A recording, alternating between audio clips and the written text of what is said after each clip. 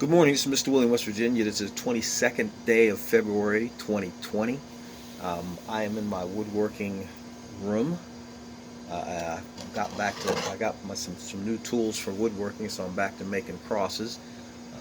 Actually got one, two, three, four, five, six that are almost done. Got to go buy some wood and start cutting for some new ones. But what I wanted to talk to you all about is what's been on my mind here lately since I've watched one of my children almost die and actually had one of my very young neighbors pass away this week.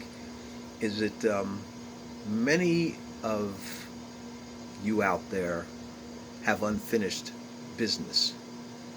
Um, and I will say that one of my favorite stories in the Bible is a story about a king named Hezekiah who was given a diagnosis by a man of God. The man of God came to him and said, set your house in order, for you're going to die. And in that moment, Hezekiah had a decision to make. And the decision was that he had unfinished business, and that he pleaded with the Lord, cried out to the Lord, prayed, wept sore, and convinced the Lord that he had more work to do. Some of you have unfinished business that you need to complete before you leave this planet. I don't know about my neighbor. I do know my neighbor did know the Lord, loved the Lord, and was saved, so her passing has only transported her into eternity to be with the Lord for the rest of eternity. For some of you, you have no relationship with God. You don't believe in God. You're atheist, or you just are cynical, or you just have been hurt, or you just can't believe that a God, a loving God, would let what's happening on this planet happen. But the truth of the matter is that we have to come to this point to where we believe, because everything about God is about faith. It's not about always seeing. There were people that died in the Bible that it says they died not receiving the promise, not seeing what God had promised them until they passed away. And they went into eternity to see Him, which is probably the best gift we could ever get. But for some of you, you're searching, or you're running away, or you're just flat out don't care. You think that eternity is going to be just one big party for the rest of your life. And the truth of the matter is there's a heaven and there's a hell. There's benefits and there's punishment. And both will last for eternity. And eternity is something we can't even fathom, because we get all frustrated when we got to wait 2 seconds for something to load on our phone. We are impatient, and we think time is, something that we should be able to get to work for us, and it doesn't work that way.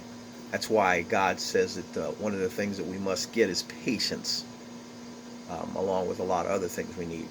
Um, Today's been a good day, and not that, I'm amazed at how much God speaks to me and how much He uses me and how much He loves me in the midst of me being such a broken and imperfect vessel.